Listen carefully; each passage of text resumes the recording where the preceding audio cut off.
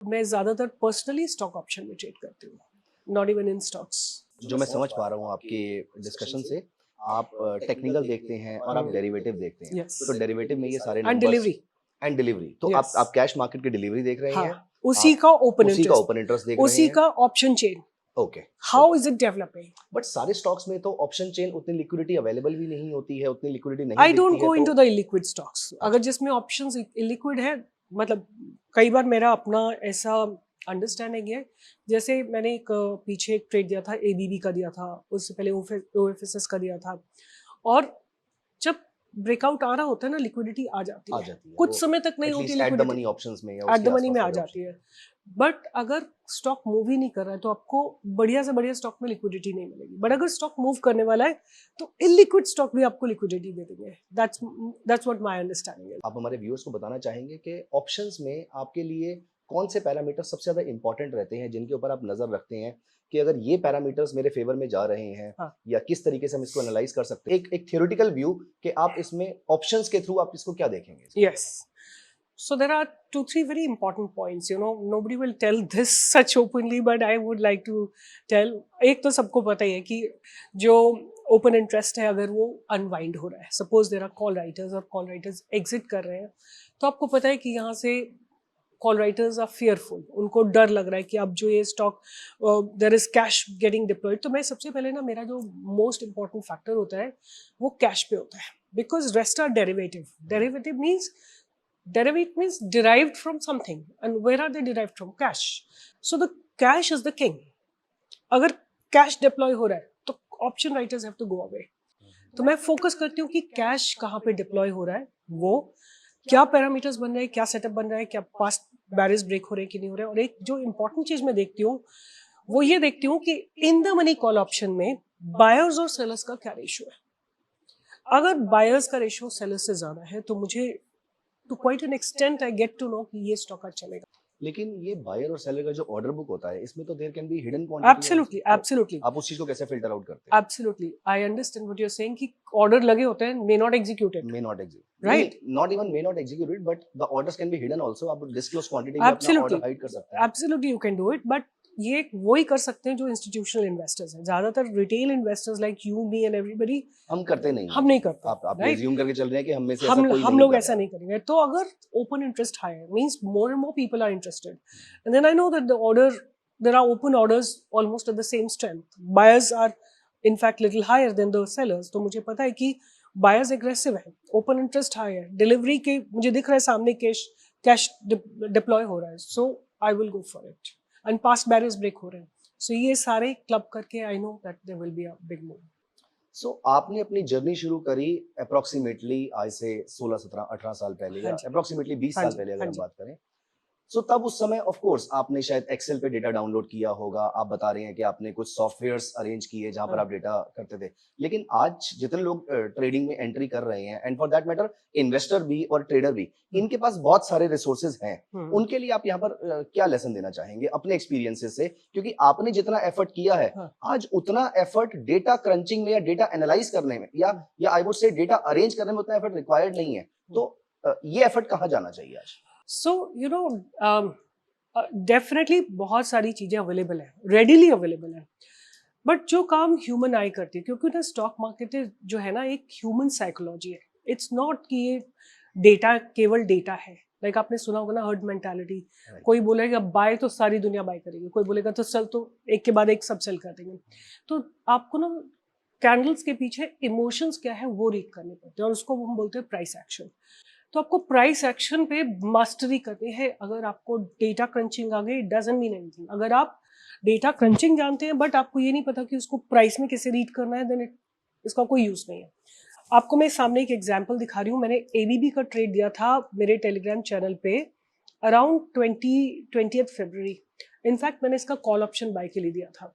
ABB का result आने वाला था फरवरी के एंड में कुछ, और आप देख सकते हैं कि प्राइस बहुत छोटा छोटा कैंडल्स बना रहा था और ऊपर की तरफ धीरे धीरे शिफ्ट हो रहा था।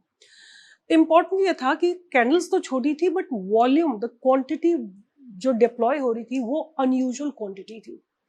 और प्राइस धीरे धीरे ऊपर शिफ्ट हो रहा था, तो गेव मी, मेरे को क्लियर अंडरस्टैंडिंग थी कि ये प्राइस यहाँ से ब्लास्ट करेगा, और इसका कॉल मैंने दिया था, और नेक्स्ट डे ये ऑलमोस्ट आई थिंक कुछ 1000 रुपीज पे कॉल दिया था, और इस कॉल ने उस महीने में एंड किया था 3000 या समथिंग पे।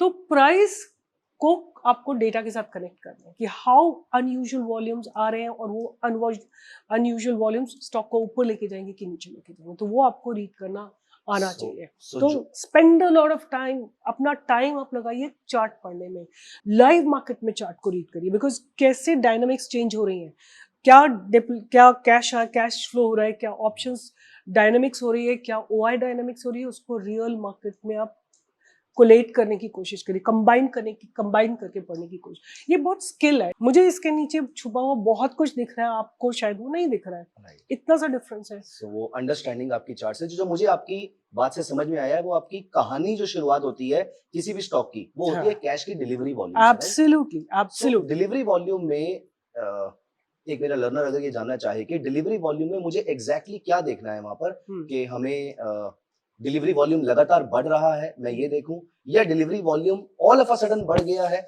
ऐसा कुछ। Is there something that you would जो आप हमारे साथ शेयर करना चाहेंगे कि अगर मुझे डिलीवरी वॉल्यूम देखना है और मुझे अपनी कहानी यहाँ से शुरू करनी है, मैं यहाँ पर ऐसे ऐसे लर्नर की बात कर रहा हूँ जिसके पास टेक्निकल्स की डिसेंट नॉलेज है, जिसके पास डेरिवेटिव की भी मान लेते हैं नॉलेज है, लेकिन उसको एक नया पॉइंट आपसे लेना है यहाँ पर कि कैश मार्केट में मैं ऐसी क्या चीज देखूं कि मुझे एक स्टार्टिंग पॉइंट मिल जाए। तो यहाँ पर क्या व्यू रहेगा? मैं आपको ना इसी चार्ट पे एक्सप्लेन करती हूँ, ठीक है, उससे आपको क्लैरिटी आएगी। तो मैं इसमें ना इसका वॉल्यूम्स और लगा लेती हूँ एक बार, तो आपको समझ में आ जाएगा।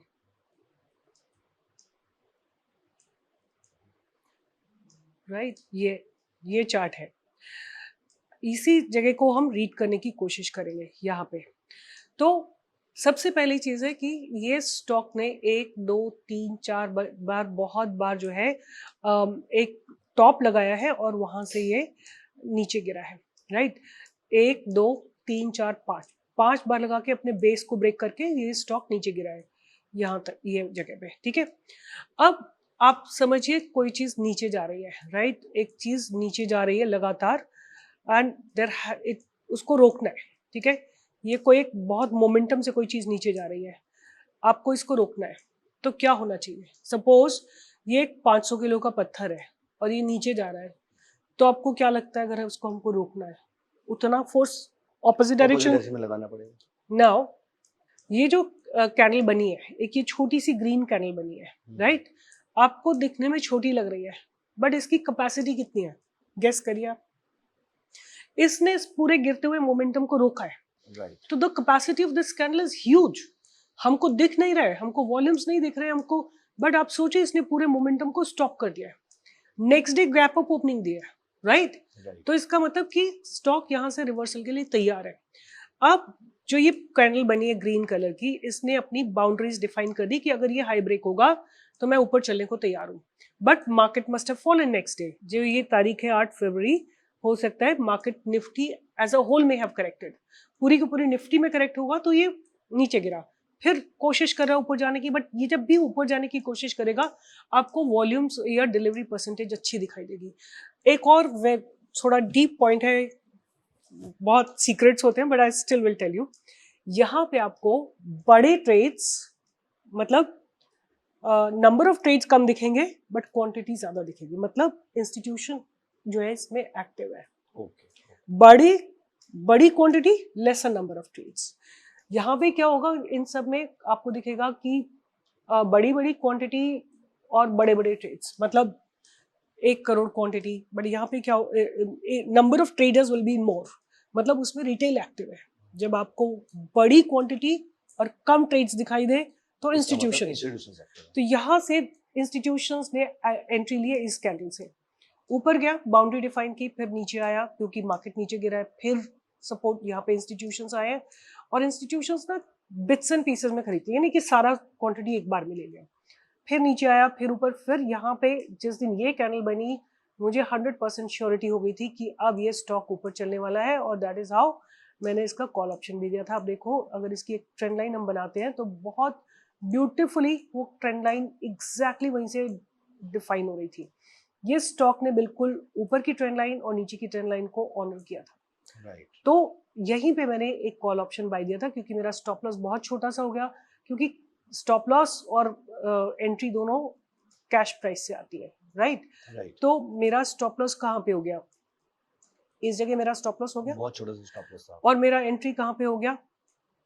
मेरा entry right above this candle हो गया, राइट? करेक्ट, यहाँ पे हमने एंट्री ली and next day gap up, and gap up also massive gap up, because ये सब जो आपको दिख रहे थे ना बड़े बड़े ट्रेड्स, अब इंस्टीट्यूशंस के बाद रिटेलर्स भी आ गए थे। Demand and supply, demand started increasing and supply got reduced, so that is why you see a huge movement coming up there. Guys I am very very sure कि अब तक आप सीमा मैम की मार्केट नॉलेज से बहुत ज्यादा Impress हो गए होंगे। अगर आप इनकी मोमेंटम ट्रेडिंग स्ट्रेटजी सीखना चाहते हैं, जिससे इन्होंने पिछले 25 साल में कमाल के रिटर्न्स जनरेट किए हैं, तो आपको इनकी इंट्राडे ट्रेडिंग स्ट्रेटजी कोर्स को जरूर चेकआउट करना चाहिए। दोस्तों, इस कोर्स में आप बोलिंगर बैंड और एडीएक्स इंडिकेटर्स को इस्तेमाल करके इंट्राडे ट्रेडिंग के लिए एक प्रूवन मोमेंटम ट्रेडिंग स्ट्रेटजी सीखेंगे। इस स्ट्रेटजी में एंट्री कैसे लेनी है, प्रॉफिट कहां पर बुक करना है, स्टॉप लॉस कहां पर प्लेस करना है, स्ट्रेटजी को कैरी फॉरवर्ड कैसे करना है, ये सारी की सारी चीजें आप बहुत ही डिटेल में सीखने वाले हैं। इस कोर्स में 1000 से ज्यादा लोग